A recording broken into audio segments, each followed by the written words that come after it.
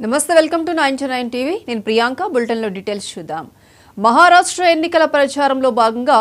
డెగ్లూర్ సభలో AP deputy CM Pawan Kalyan మాట్లాడారు నేను ఇక్కడికి కేవలం ఓట్లు అడగటానికి మాత్రమే రాలేదు ఎందరో మహనీయులు పుట్టిన నేల ఎందరో సాధువులు నడిచిన నేల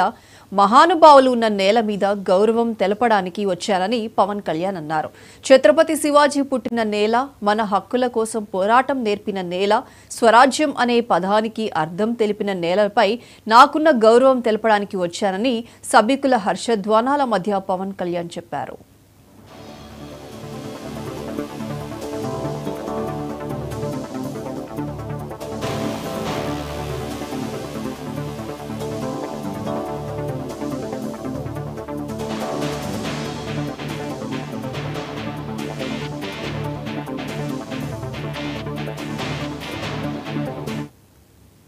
గడిచిన 10 ఏళ్లుగా దేశంలో ఎన్డీఏ పాలనను గమనిస్తే ఆర్టికల్ 370 రద్దు తర్వాత కశ్మీర్ కనబడుతుంది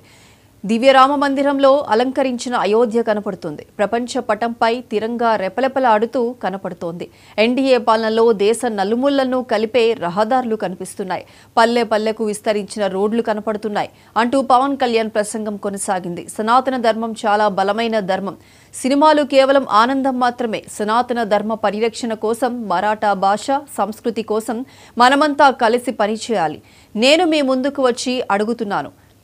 నాందేడ్ లోక్సభ డెగ్లూర్ అసెంబ్లీ స్థానాలకు పోటీ చేస్తున్న ఎన్డీఏ అభ్యర్థులకు ఓటు వేసి గెలిపించండని పవన్ కళ్యాణ్ మరాఠీలను కోరారు